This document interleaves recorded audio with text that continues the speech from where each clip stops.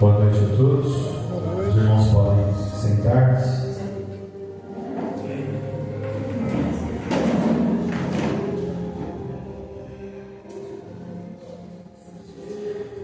Se estiverem com a sua Bíblia, por favor, abram ela no livro do Eclesiastes,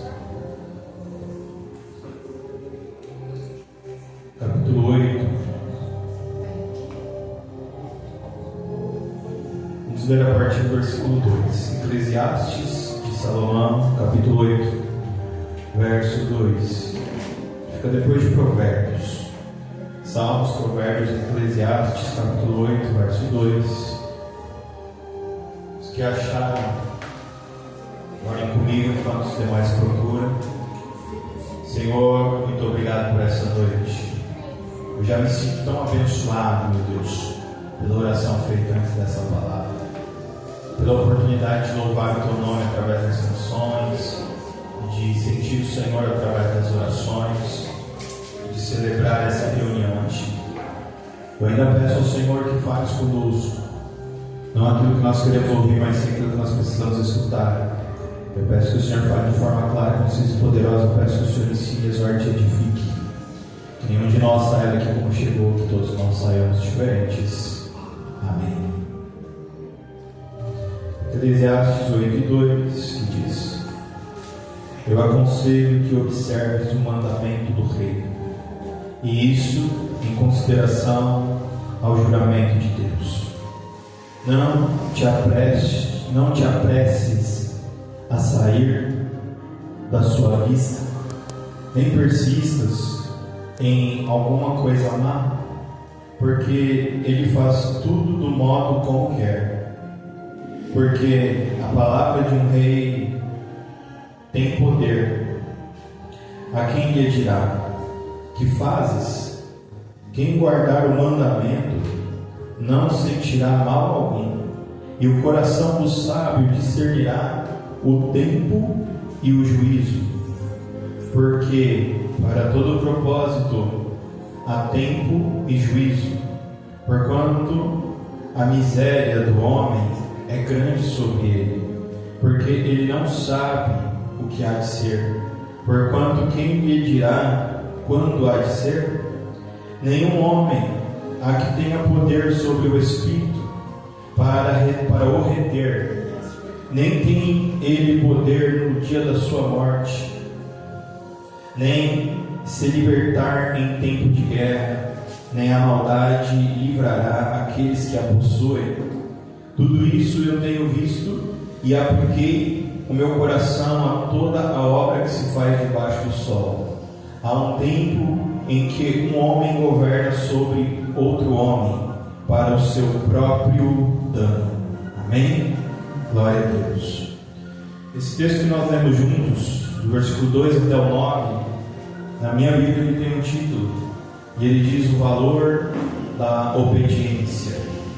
Jesus Cristo, quando vai falar sobre obediência, ele faz uma expressão muito profunda, lavando, eu falei sobre isso no último domingo, os pés dos discípulos, quando ele coloca uma toalha no ombro, quando ele pega uma bacia com água, e ele diz no final daquilo que ele estava ministrando, daquilo que ele estava fazendo: aquele que quiser ser o primeiro será o último, aquele que quiser servir, aquele que quiser ser servido, este servirá, aquele que quiser ser senhor, este será servo. Eu gostaria de começar essa mensagem a partir disso, o valor da obediência. Quando nós começamos a avançar na nossa vida, nós percebemos que é muito fácil cometer erros. Nós começamos a ter medo de cometer erros, porque os nossos erros trazem consequências. Essas consequências quase sempre trazem algum prejuízo a nós, e quase sempre, quando não trazem prejuízo a nós, trazem prejuízo a alguém que está próximo a nós, e talvez na maioria das vezes são as duas situações. Então nós começamos a ter medo de errar, nós começamos a preferir não ter nenhum tipo de ação para não correr o risco de errar em todas as áreas, em todos os sentidos da nossa vida, seja ele financeiro, espiritual, físico. Nós começamos a ter medo porque as consequências dos nossos erros doem, e nós vamos nos distanciando daquilo que o Senhor Jesus falou que nós em algum momento da nossa vida vamos precisar encontrar novamente. Jesus pega uma criança no colo e ele diz: aquele que quiser herdar o reino dos céus deverá ser como um destes pequeninos. Ele não está falando da infantilidade, da pessoa que bate os pés, que começa a espernear quando alguém não faz a vontade dela. A ciência diz que toda criança, até os seus 6 anos de idade, tem um nível muito alto de egoísmo, porque a criança não consegue compreender que o mundo já existia antes dela chegar. Na cabeça da criança funciona mais ou menos como se o mundo fosse criado a partir do nascimento dela, como se o mundo fosse criado para ela. Então por isso que a criança faz birra, por isso que a criança age de uma forma difícil dos adultos se lidarem. E todo mundo entende que toda criança em algum nível, ou umas mais, outras menos, vão agir dessa forma. Só que a partir dos 6 anos de idade, a maioria das crianças, isso vai variar, umas um pouco mais, um pouco menos, vão começando a entender que o mundo já estava lá e que ela está sendo introduzida num contexto que já existia. Então ela vai precisar lidar com o mundo que já existia. Às vezes a vontade dela não vai prevalecer, às vezes ela vai precisar colaborar para um bem maior, às vezes ela vai precisar dar um brinquedo para o irmãozinho, para o priminho mais novo, para ele parar de chorar. Às vezes ele vai entender que não é aquela hora de comer aquilo, porque os pais têm outras coisas para fazer. E a partir dessa idade, quando a criança comete algum erro, ela toma uma bronca, ou ela corre quando alguém falou para ela não correr, porque o machucado dói. E o nosso cérebro começa a entender que quando nós transgredimos, a consequência ela é muito maior do que aquilo que a gente queria por resultado. Então desde a primeira idade nós começamos a lidar com os nossos erros de uma forma muito negativa. Só que quando o Senhor Jesus Cristo diz que aquele que quiser herdar o reino do céu deverá ser como uma criança, primeiro nós precisamos entender do que ele estava falando. O que era esse reino do céu? É o reino de que quando a gente morrer a gente vai para lá. Veja que isso pode parecer muito distante. Tem pessoas que hoje estão vivendo mais de 90 anos. Então eu não sei quanto tempo eu vou ficar aqui na terra. Pode ser mais 5 minutos ou pode ser mais 50 anos. E se eu pensar num reino que só vai chegar depois que eu morrer, não faz sentido eu pensar nele enquanto eu estou aqui na terra. Deixa para quando eu perceber que a morte está chegando. Irmãos, quem fala isso não é um mundano, não é um carnal. É a nossa mente lutando contra nós. É a nossa mente buscando algum sentido naquilo que nós estamos ouvindo. Mas se eu me aprofundar nas águas da Bíblia Sagrada, se eu fizer aquilo que o anjo falou para Ezequiel, mede 1000 côvados e anda, e ele diz que a água primeiro bate no tornozelo, depois no joelho, depois na cintura, até que chega no ombro, e o anjo anda, mede mais 1000 e diz, anda, e ele fala, não dá mais pé, a água já me dá pelos ombros, e aí o anjo dá aquela ordem, então mergulha, mas não deixa de ir mais fundo.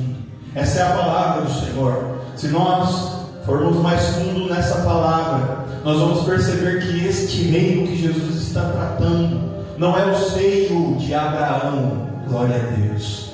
Repita isso comigo: seio de Abraão. Seio de Abraão. Eu não sei se você sabia, mas a palavra seios não existe. Só existe a palavra seio. Alguém que já fez curso de primeiros socorros? A irmã sabe do que eu estou falando. O que é o seio? Homem, mulher, criança, todo mundo tem um seio. Sabe o que é o seio? Todo mundo tem 2 peitos. Homem, mulher e criança. Nós temos os peitos. Amém? Amém ou não amém? Amém. Entre os nossos peitos está o nosso seio. A etimologia da palavra diz assim: que seio significa depressão, significa vale. Então todos nós temos um seio. Quando a palavra do Senhor, por isso que o nosso coração está no nosso seio, um pouquinho à esquerda. Por isso que a palavra do Senhor diz, seio de Abraão. Por que diz desse jeito? O que quer dizer essa expressão? É o lugar onde nós vamos descansar. Alguém aqui está ouvindo o que eu estou pregando hoje? Qual que é o seio de Abraão? Onde que a mãe repousa a cabeça do bebê? É aqui nessa região do seio da mãe, porque aqui é quente. Qualquer um, se você encostar as costas da sua mão, você vai perceber que a temperatura nessa região ela é um pouquinho mais alta. Quando a criança sente o seio, seja da mãe ou do pai, inclusive tem criança que está esperneando no colo da mãe. Aí o pai chega do trabalho e a criança para de chorar, a mãe fica revoltada. Quer dizer, eu pus no mundo. E o bonito, a bonita, para de chorar no colo do pai. É mais quente. É por isso que a palavra do Senhor diz, seio de Abraão. É o lugar onde toda lágrima será consolada, né? As lágrimas dos olhos serão secas, porque nós seremos consolados no seio de Abraão. Esse é o lugar para onde os que venceram vão depois da morte aqui na terra. Mas não é sobre isso que o Senhor Jesus Cristo está falando quando Ele fala reino dos céus. Quando Ele diz reino, Ele está falando de algo que faz parte do presente, que está aqui e que acontece agora. Amém? Glória a Deus. Isso é o reino. O reino é aquilo que está acontecendo aqui e agora. Então, quando o Senhor diz herdar o reino, todo aquele que quiser herdar o reino tem que ser como uma criança. Ou seja, nós passamos muito tempo nos afastando daquela sensação de criança. Mas o Senhor diz que em algum momento nós vamos precisar voltar para ela. Para quê? Para herdar o reino dos céus. E agora que eu já entendi o que é o reino. O que é o reino? É aquilo que está sendo governado pelo Senhor Jesus. Ele é o príncipe do reino dos céus. Ele é aquele que detém a coroa. E o reino dele acontece agora, não vai acontecer depois. O reino dele está acontecendo. E aqueles que são súditos do seu reino, que fazem parte do seu reino, estão sob a sua autoridade. Recebem dele a autoridade que vem dele até nós. Porque se ele é o nosso rei, se nós o reconhecemos como o rei, então ele é o nosso líder, ele é o nosso general, ele é a quem nós devemos contas. E a partir do momento que eu sou súdito de Jesus Cristo, que eu faço parte do reino de Jesus Cristo, eu começo a ter acesso às benesses desse reino. Eu começo a ser favorecido por fazer parte desse reino. Ou seja, eu posso estar na terra, mas eu não pertenço a ela. Eu estou na terra, mas eu pertenço aos céus, porque eu sou súdito do reino dos céus. Então eu tenho direito aos benefícios, mesmo que eu esteja em outra terra. Glória a Deus. É sobre isso que Jesus está falando, sobre o poder que vem do reino do qual Ele é rei. Por isso que Ele pode falar dessa forma. Então, quando Ele fala é chegado a vós o reino dos céus, é porque o rei desse reino, ele pode proclamar dessa forma: o meu reino é chegado a vós. E ele está acontecendo aqui e agora, e o meu reino é onde eu estou. Glória a Deus. Quando ele diz, para herdar o meu reino, vocês têm que ser semelhantes a estes pequeninos, o que nós vamos perder que não seja infantilidade, que era próprio de nós quando éramos criança? A criança não tem fé. Veja que a criança não conhece limites, justamente pelo motivo que eu expliquei para vocês no começo da pregação. A criança ela não sabe que o mundo já estava aqui quando ela chegou. Ela entende que o mundo foi feito para ela. A criança ela entende que tudo de fato é dela. Ela só precisa ir lá e pegar o que ela quer. Quem aqui ouviu o que eu preguei aqui? Então, se Jesus Cristo é o Filho de Deus, que ressuscitou ao terceiro dia. Ele é o Rei da Glória. Eu aceito Jesus como meu único e suficiente Salvador. A partir desse momento, Ele é o meu Rei e eu faço parte do reino de Jesus Cristo. Não existem mais limites para mim. Então tudo que é dele é meu também. E eu tomo posse desse reino. Eu passo a ser parte desse reino. Eu estou sob a responsabilidade desse rei. E eu devo a ele obediência. Então veja que quando nós somos crianças, nós entendemos que nós precisamos respeitar os nossos pais, porque deles vem a nossa provisão. Mas o que é do nosso pai é nosso. Quem é que ouviu o que eu preguei? Ou alguém aqui quando era criança ia abrir a geladeira e perguntava para sua mãe se podia? Você ia lá e pegava, sim ou não? Era seu? É. Se é da minha mãe, é meu, rapaz. Está pensando que sim ou não? Glória a Deus. Você ia lá em casa de uma coisa chamada sapateira. Alguém tinha sapateira em casa? Você ia lá e pegava um sapato que era seu. E quem te deu? Não sei, eu sei que é meu. A criança não, porque é dela. Aquele é o mundo dela. Até porque a criança não tem noção do mundo. Para na cabeça dela o mundo, a casa dela é o mundo dela. Está tudo ali. Se nós passarmos a olhar o reino do Senhor Jesus Cristo como a nossa casa, como aquilo que nos é provido por Deus, então é nosso. Veja como nós nos sentimos confortáveis a termos Jesus Cristo como nosso rei. É sobre isso que Jesus está falando. Herdar o reino, ou seja, tomar posse, receber, fazer parte, entrar nesse reino, herdar, ser desse reino e possuí-lo num fluxo. Glória a Deus. Esse reino é meu, mas eu também faço parte dele. Quando nós temos essa clara evidência e nós passamos a perceber o valor dessa possessão, o valor dessa servidão, dessa mordomia, nós começamos a questionar a nossa vida.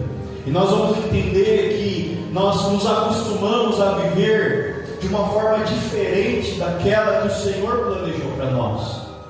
Por quê, meus irmãos?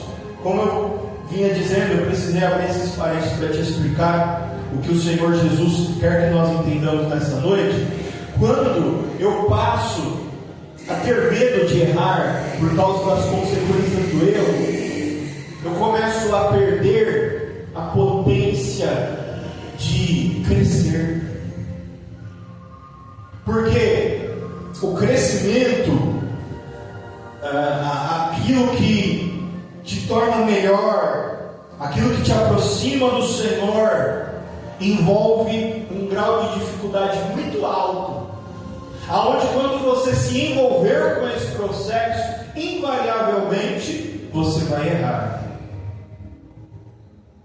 O erro é próprio daquele que está lidando com o desconhecido.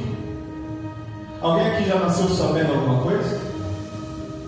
Irmão, a ciência diz que uma criança, em média, então isso quer dizer que uns muito mais, outros muito menos, mas em média, uma criança cai 1000 vezes antes de dar o primeiro passo sozinha.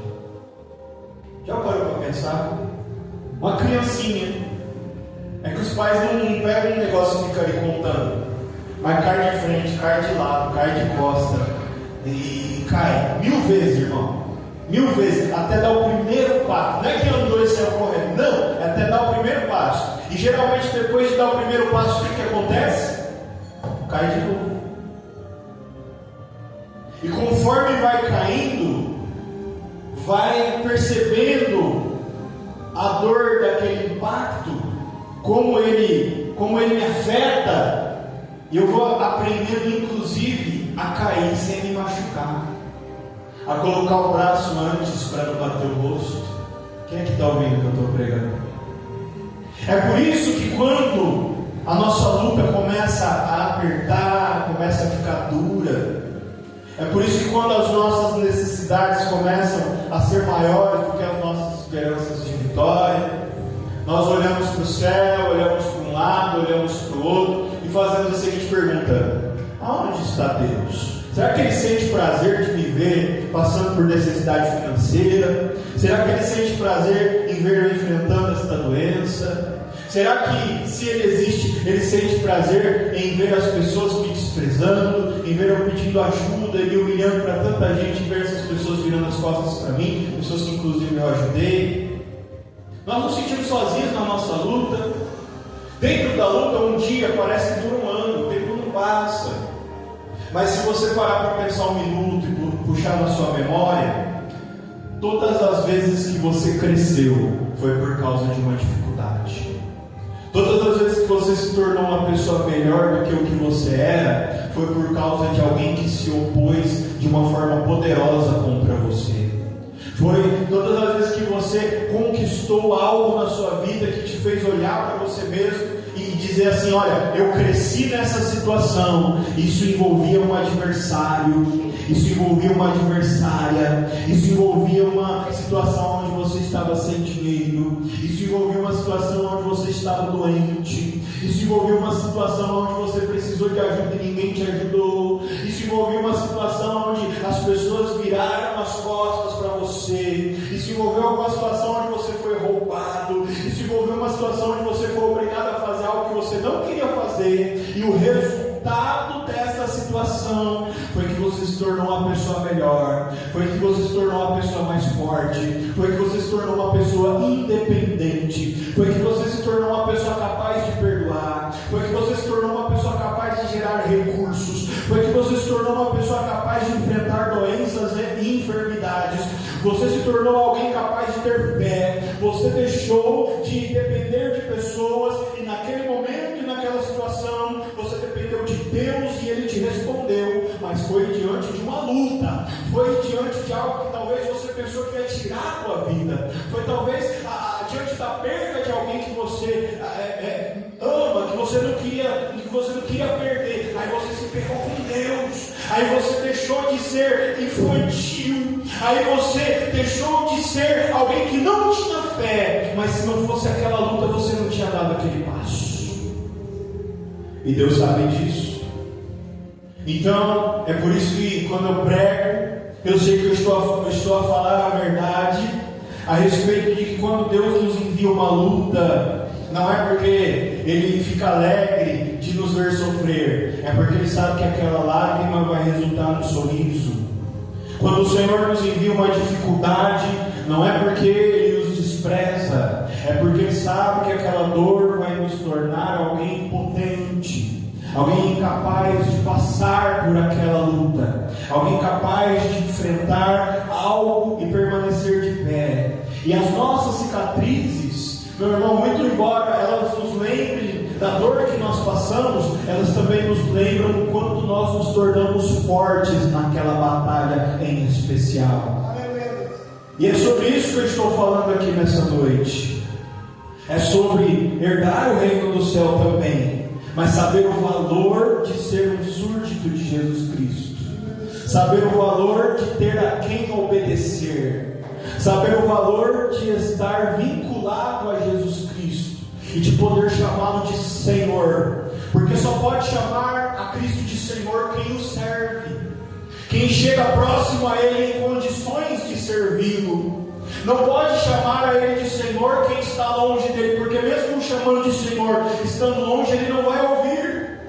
Ele diz, o Senhor: eu amo os que me amam. Glória a Deus. Ele pergunta para Pedro 3 vezes se Pedro ama Ele, mas na terceira Ele diz assim: então apacenta as minhas ovelhas. Então faz alguma coisa para mostrar que você me ama, porque falar que me ama, todo mundo pode falar, mas poucos são aqueles que vão deixar de fazer a sua própria vontade para fazer aquilo que sabe que eu preciso, que eu quero que seja feito, diz o Senhor.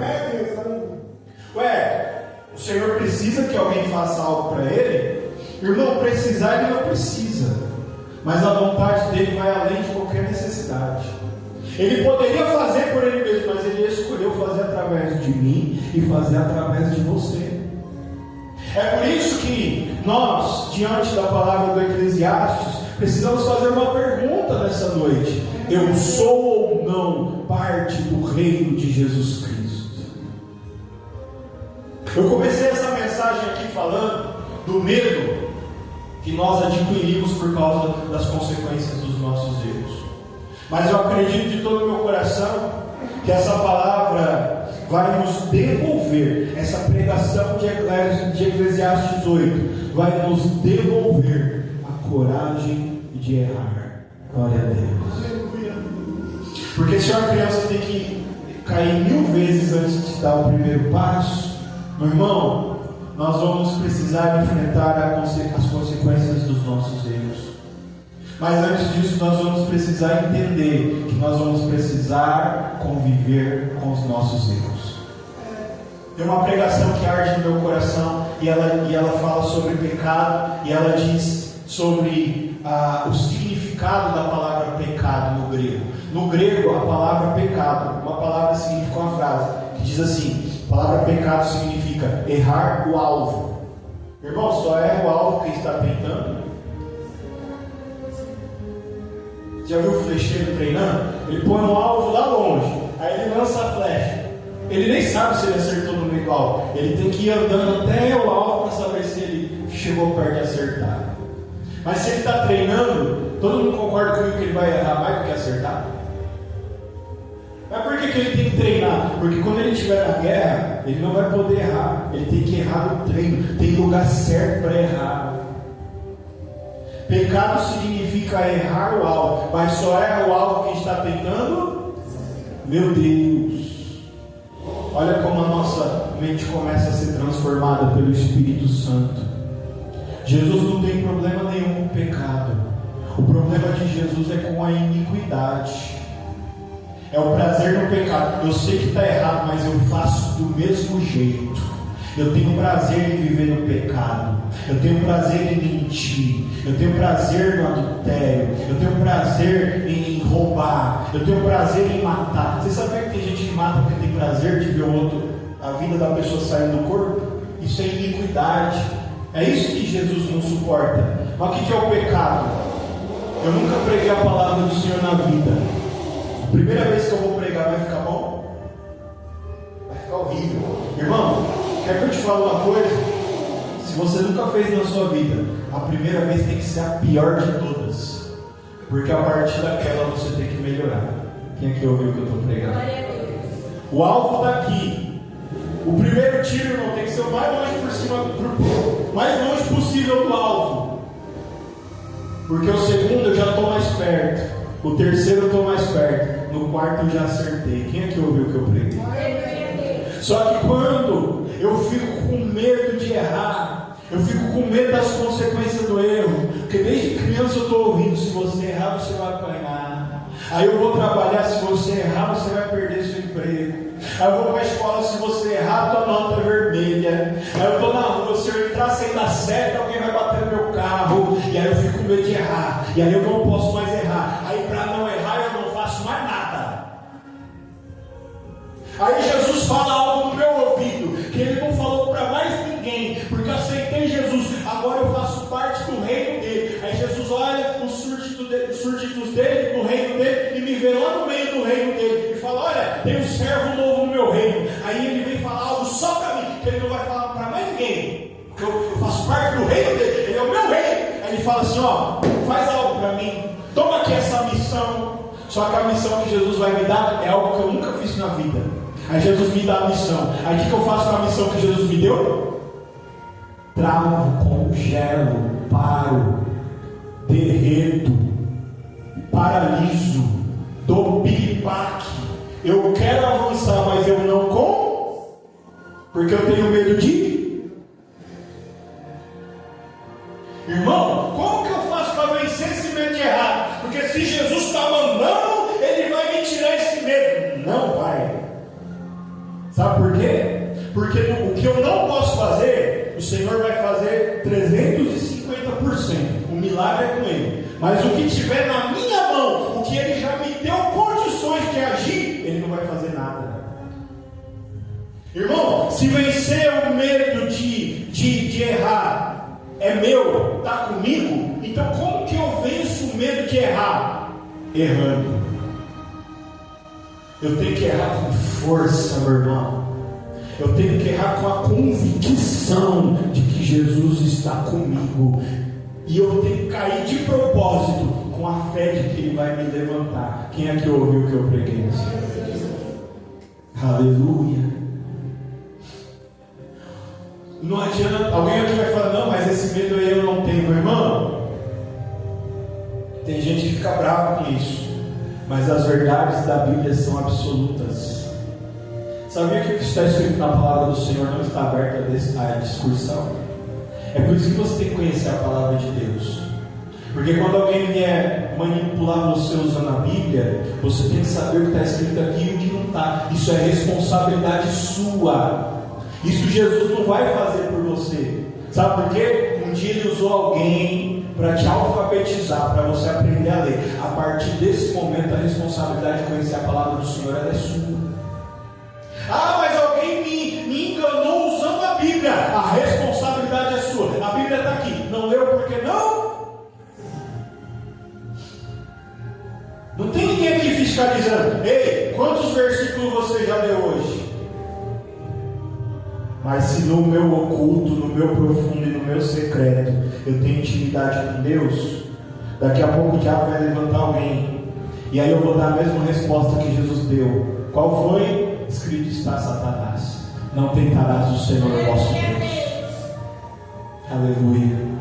Quando o diabo vier com proposta, eu estou cheio da palavra. O diabo, como você pode me dar algo que não é seu?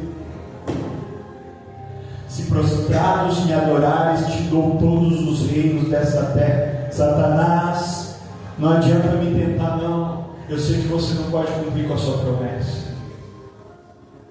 Veja, meu irmão, que quando nós começamos a nos apropriar desse reino, esse reino começa a nos empoderar. E nós começamos a ter condições de errar.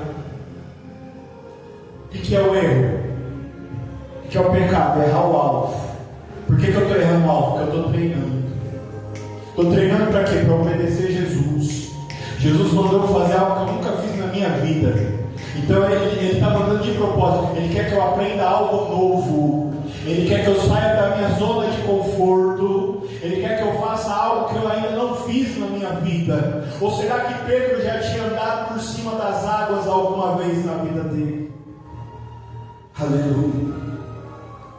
Ou será que alguém já tinha visto um morto todo enfaixado, com 4 dias de sepultado, sair andando do túmulo?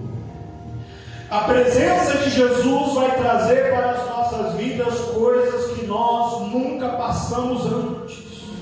Vai nos levar a termos experiências das quais nós nunca sonhamos em experimentar nas nossas vidas. É isso que é o reino do céu. É algo que para nós é desconhecido.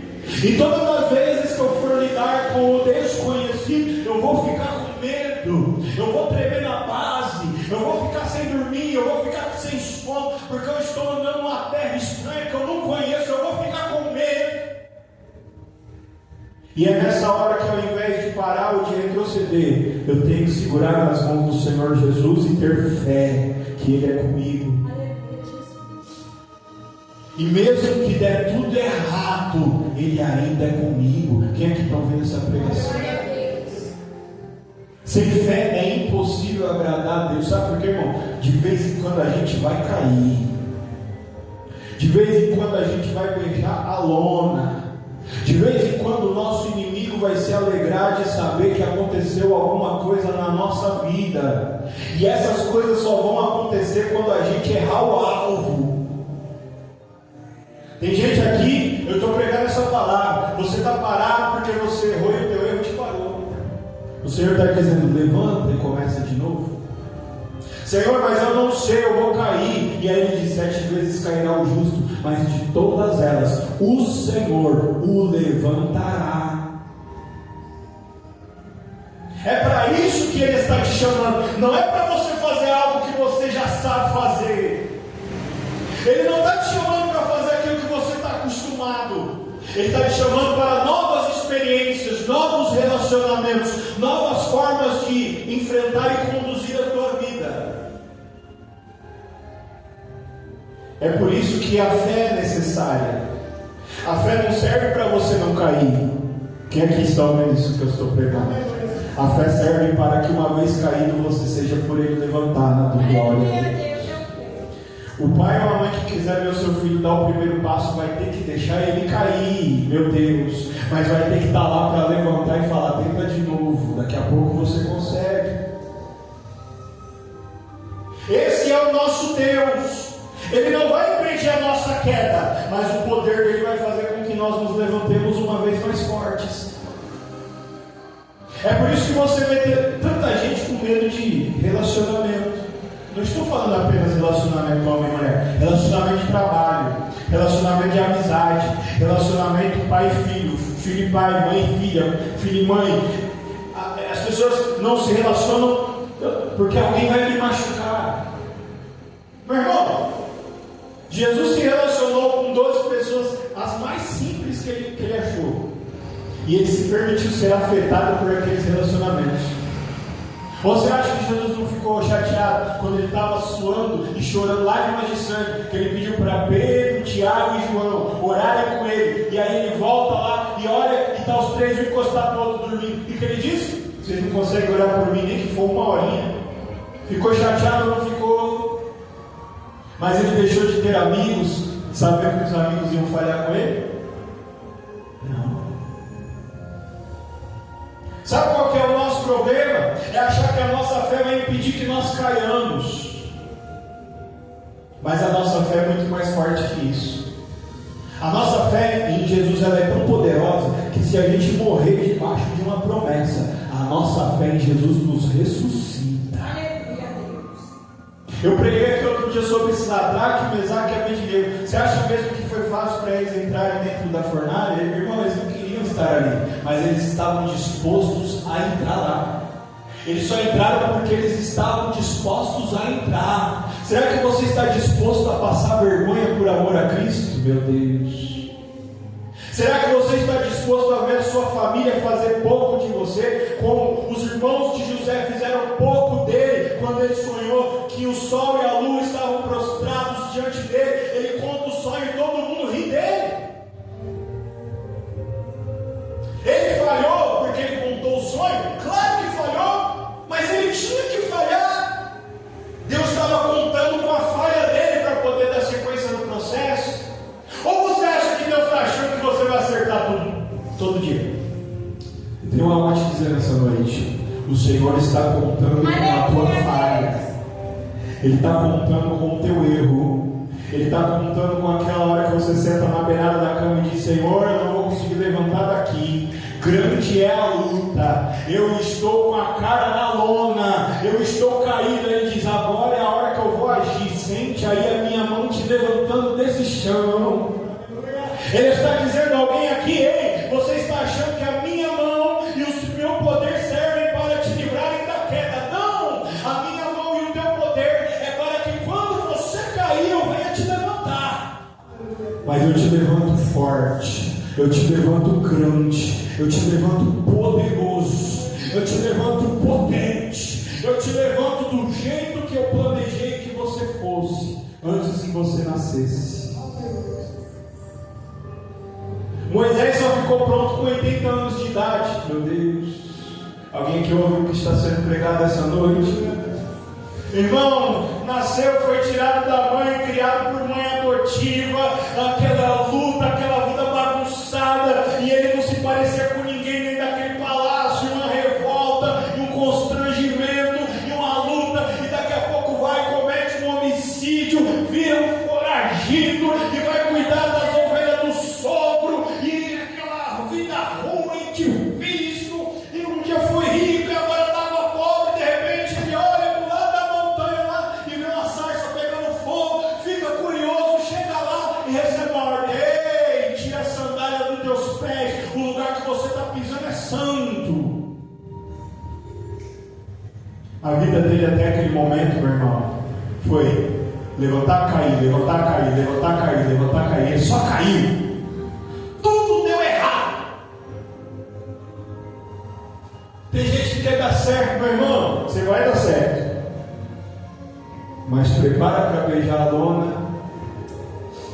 Prepara para pedir perdão tendo razão. Prepara para ser comandado por quem sabe menos do que você.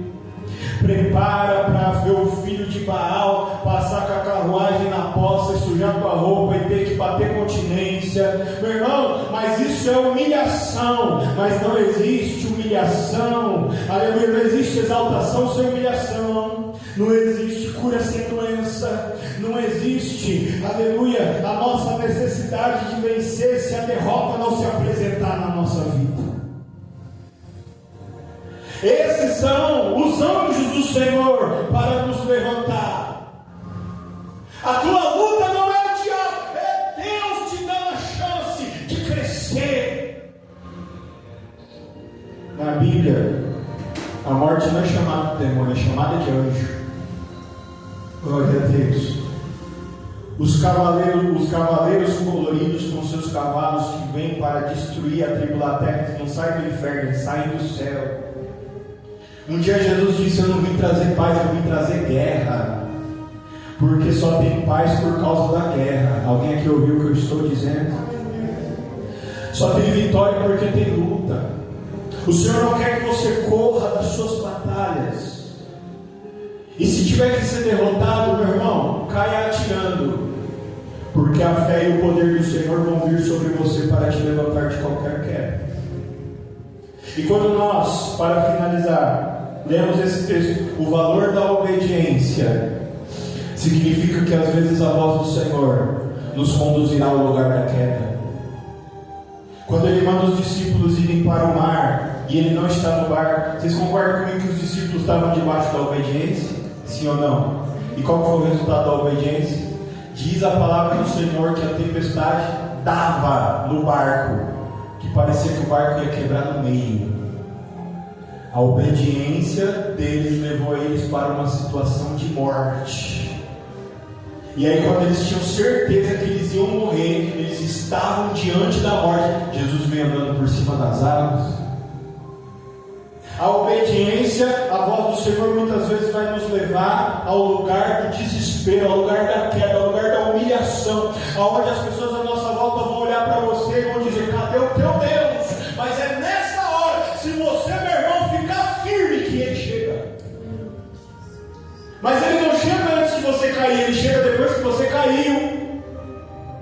Quando Maria Madalena ia ser apedrejada, meu irmão, que a mulher já tinha apanhado, já tinha sido cuspida, já tinham rasgado as vestes dela, já tinham arrastado ela por praça pública e só faltava a morte por apedrejamento. Quando que Jesus se apresenta? Na hora da execução. E o que Ele diz? Quem não tem pecado que atire a primeira pedra. Ele podia, porque a lei disse que alguém tinha que jogar primeiro. Depois que alguém jogasse primeiro, todo mundo podia jogar para matar. Ele tinha o direito, porque ele não tinha pecado, ele não jogou. Mas Ele pediu a ela de acontecer tudo o que aconteceu antes. Por que ele não impediu? Porque o tempo certo não é determinado nem por mim nem por você. Nós não podemos evitar a nossa queda, mas nós podemos permitir que ela nos afete até nos deixar mais fortes, mais prontos para receber aquilo que o Senhor separou e reservou para nós desde a consumação dos séculos. E esse é o valor da obediência. Ouvir a voz do Senhor, mesmo que ela te mandar para o lugar onde você vai cair, crendo que Ele vai te levantar. Obedecer a voz do Senhor, mesmo que ela vá te levar para o lugar da humilhação, crendo que essa humilhação será revertida em exaltação.